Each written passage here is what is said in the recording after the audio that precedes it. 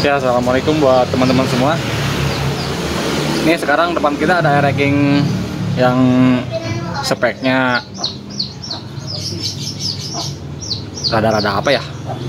Pokoknya speknya ini rada-rada lumayan lah. Tapi ini motor masih motor buat harian sih. Ini bloknya Moto1 nih. Blok Moto1, karbunya aja tuh PWK Sutco.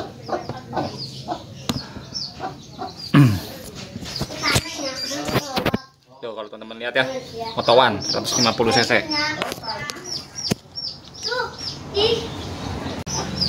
Ya ini punya orang mana ya? Lupa saya punya orang mana. Ini bukan blok aja ya yang Moto1, tapi krukasnya juga Moto1. Krukasnya udah naik stroke. Kalau Moto1 kan emang udah naik stroke 0,8, totalnya 51,6. Jadi ini stroke-nya 51,6. Diameter sernya 62. Kalau kita ngitung volumenya 150 lebih, 155 lah, 155 cc ini untuk volumenya. Untuk karakter motor ini ya teman-teman, ini udah saya coba juga yang punyanya juga bilang ini torsi di putaran bawah ini kuat ya, istilahnya ini buat jenggat-jenggat ini motor, wah cocok dah ini, udah nggak ada obatnya ini buat motor buat main putaran bawah mah. Nih kalau main gesrek kayak begini nih karakter mesinnya cocok lah, putaran bawahnya dia kuat banget. Sebenarnya ya wajar juga sih, bukan wajar kalau racking emang bawaan lahirnya bawaan dari orok, karakter bawahnya kuat ya, bukan racking aja sih, hampir semua motor karena pabrik ngedesain supaya kuat di putaran bawah biar nggak terlalu boros. Karena kalau motor-motor yang didesain untuk main di putaran atas, kuat di putaran atas, kan harus ngebuka gas lebih lagi, ngebuka gas lebih tinggi. Nah itu bisa bikin boros di BBM-nya.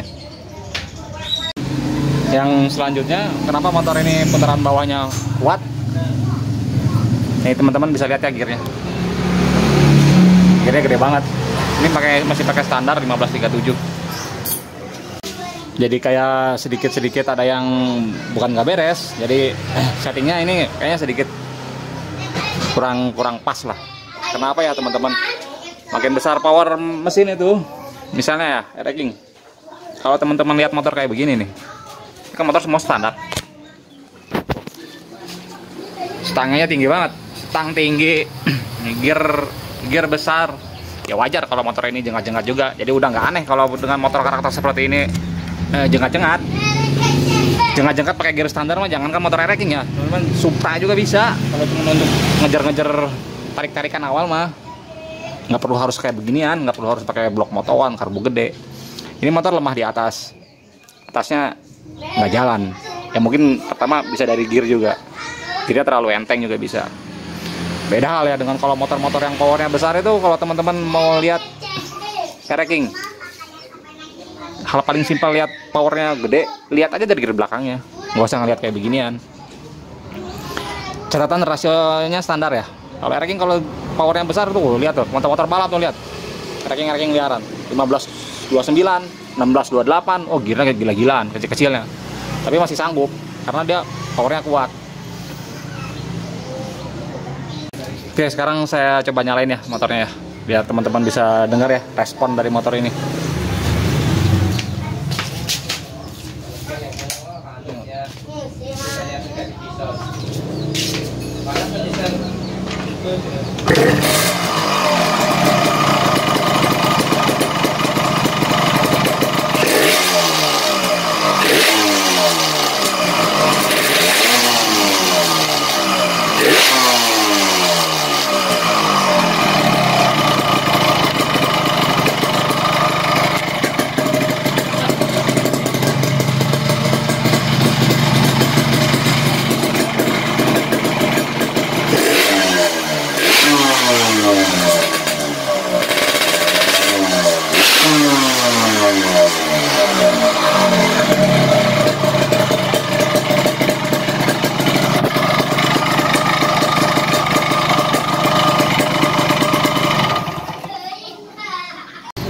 Tadi teman-teman dengar sendiri ya motor sama karakternya. Ya kalau yang biasa nyeting motor pasti tahu lah, pasti bisa dengar dari suara mesin juga. Motor ini responnya kuat, putaran bawah. Buka gas sedikit, dus. Buka gas sedikit, dus. Buka gas sedikit, teriak langsung RPM-nya. Padahal ini mesin belum panas-panas banget. Ini bisa di pilotnya juga kayaknya ini terlalu kecil deh ini. Kalau kayak begini justru malah rawan ya temen-temen ya. Ini kalau dibawa ke Pantura nangis ini motor. Kenapa di Pantura ya? Pantura kan treknya panjang, main putaran atas mah aduh ampun deh ini motor. Bubar bisa ini mesinnya. Karena dalam keadaan mesin dingin aja nih motor responnya kuat banget. Jadi kayak motor pilotnya terlalu kecil. Oke, sekarang saya mau buka ya teman-teman. Ini bagian head, bagian bloknya. Memang ini motor mau diturun mesin semua. Cuman untuk motawan kerukas dan blok ini kan banyak yang komen ya, minta tolong di review. Saya akan bikinin beberapa episode ya. Ini saya cek dulu blok dan headnya. Yang hal paling mudah untuk melacaknya. Oke teman-teman, ini udah dibuka ya. Ini pertama kita lihat dari head ya. Nah kalau untuk packing ini udah jalurnya udah bener. Udah bener ini jalurnya. Ini packingnya pakai bawaan motawan kayaknya. Untuk head juga udah bener. Head nggak ada masalah ini. Nah paling nanti saya buret lagi. Cuman dari diameter headnya udah bener ini arahnya. Lebih besar dibanding pistonnya. Udah saya ukur ya. Nah teman-teman bisa lihat ya. Nih di deck clearinnya.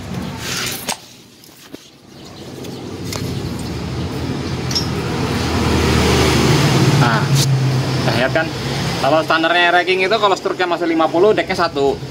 Ini karena kerukasnya pakai motawan jadi ini decknya berkurang 0,8. Ini masih ada sisa sekitar 0,2 ini untuk deck clearinnya. Ini bukan squeeze clearin ya, ini deck clearin antara blok dan piston. Oke teman-teman, ini udah dibuka ya bloknya. Ini blok motawannya nih. Ini membernya udah pakai rack-jet ya. Untuk masalah bloknya nanti saya bikinin video khusus deh ya. Sekarang kita cuma lihat sekilas-sekilas aja ya. Ini kayaknya bloknya juga. Ini saya kebetulan baru pertama kali ini ya pegang motawan ya. Kalau saya pribadi sih saya nggak pernah pakai blok ini. Nggak pernah saya pakai blok motawan. Kalaupun mau bore up saya paling bikin sendiri. Ini teman-teman bisa lihat ya contoh bore up.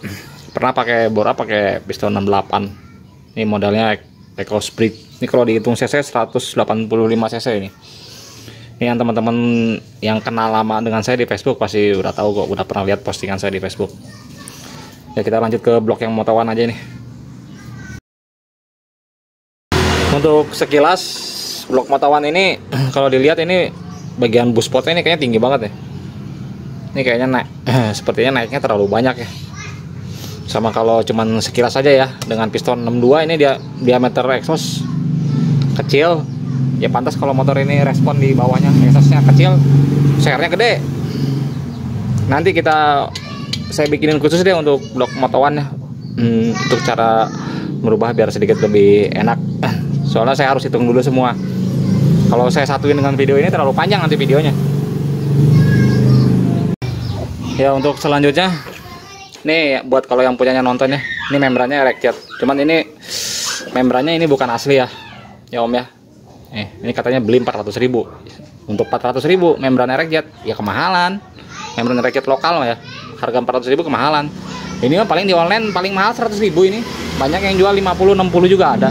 Sama kayak gini. Ini lokal. Dari mana saya tahu lokal? Udah sering dibahas, kalau teman-teman sering nonton channel saya tahu membran lokal dan membran KW pasti tahu. Lihat sekilas nih, lihat aja sini. Polos ya, nggak ada karetnya. Ini mah udah gas nggak akan lama, udah pada rontok karetnya. Yang kedua masalahnya ini di membran ini stoppernya, bukan stoppernya. Saya nggak tahu membrannya emang bawaan stoppernya segini atau emang sengaja di set segini. Yang pasti ini kenapa motor ini atasnya sedikit kurang, karena bukan stoppernya pendek. Ini kalau teman-teman lihat ya, jangan lihat yang atas. Kalau lihat yang atas mau dibuka pendek, mau dibuka lebar stopper, tetap aja kebukanya mangap kalau yang atas. Lihat yang bawah nih. Nah, ini kan stoppernya mepet, yang bawah nggak kebagian. Jadi jendelanya nggak kebuka semua, bukan yang atas ya, yang bawah. Karena membran itu kan bukan bagian atas saja. Jadi ketika langkah hisap, si bensin bukan keluar dari sini aja, tapi dari segala arah. Sekarang kita ukur ya stoppernya. Standarnya rack-jet 11,5. Nah, teman-teman bisa lihat ya. Ini cuman 7,2 bukan stoppernya. Jadi kurang lebar ya. muat nggak coba di sininya. Coba ini saya kasih 11,5.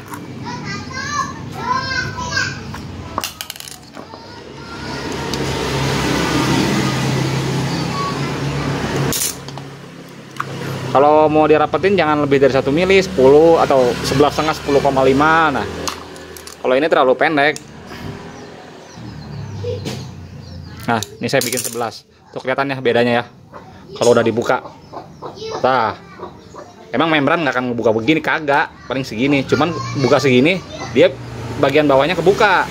Beda kalau dengan yang ini. Karena ini stoppernya bukanya sempit. Nah, si ini nggak kebagian. Masuk.